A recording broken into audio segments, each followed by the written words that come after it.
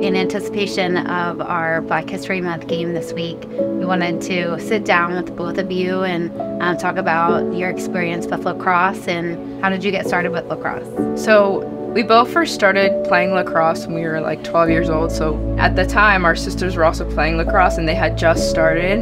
And we would go to their practices, go to their games, and we were like, I think this sport is kind of fun. And then a couple years later, we joined our first club team, which was Cardinal, and then it's history from there.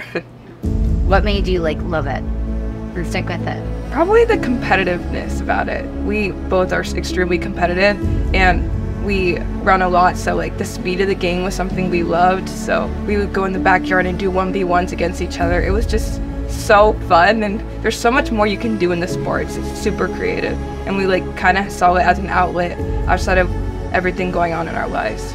We were able to just get better each day, and then when I realized that I had the athleticism and the skill to continue, I really made it my goal to get to college and especially be different and really just break out of the barriers of lacrosse being a predominantly white sport. And I think it was really an opportunity for us to kind of shock everyone and just be different than everyone else.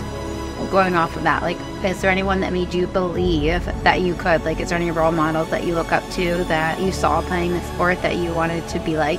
Yeah, it's definitely our sisters. Just seeing them excel and go to college for the sport, and it was also an opportunity to go to college to get a scholarship and play the sport we loved. It definitely helped us seeing our sisters do it. I think also, besides our sisters being that role model, I think our parents were always our role model, and they always supported us. They supported us even starting lacrosse, buying our equipment, taking us to practice, especially my mom. And I think their support really just guided us to get where we are now.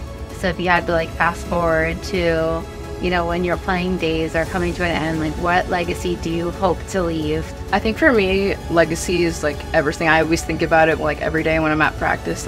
What am I going to do today that's going to leave my legacy on this field? And it's really just to never take a step back. Always come to practice with the best attitude, the best work ethic, with just showing everything you have in the sport.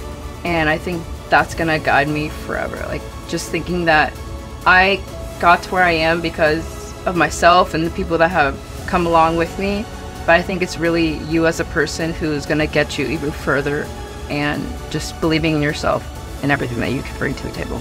In lacrosse, that legacy that I personally want to leave is that more girls of color are in the sport, and that they see us and they're okay, I can be in this sport too. They're doing it, they're being trailblazers. It's just I would see Kayla Wood at UNC, and now Sammy White on the big stage. She did amazing at Northwestern, and so I always am thinking about those girls watching us. I just want them to see that they can do it and that they will excel in this sport, and it will become something that they love.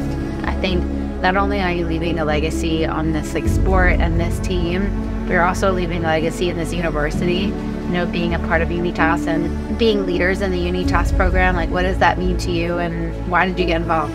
I definitely got involved right away because diversity and social justice are things I've always had a passion for. So when I saw that Villanova had this whole organization that was dedicated to that, I just wanted to get involved to try to change the ways individuals of color interact with other students in the university, but also other athletes, and making it more of a safer place for the 13% of us that are on this campus, but also all different identity groups, that they feel welcomed and that they feel Villanova really can be a home for them.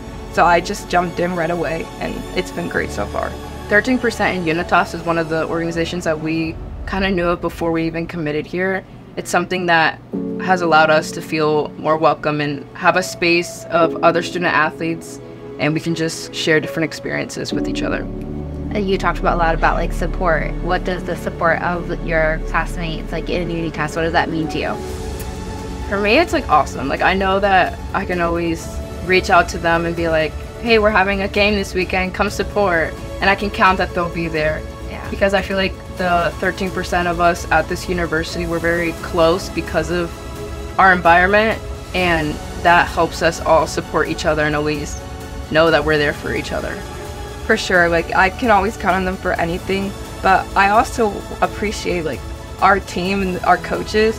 because I can just feel comfortable in my own skin, because I know in high school it was really hard for us because we just didn't feel welcome on the team anymore and we just couldn't take it mentally. So I'm just really proud to be here, and I just want to say like thank you to our team and to our coaches, because you guys have really done so much for people of color and to make us feel welcome on this team. So I really appreciate it.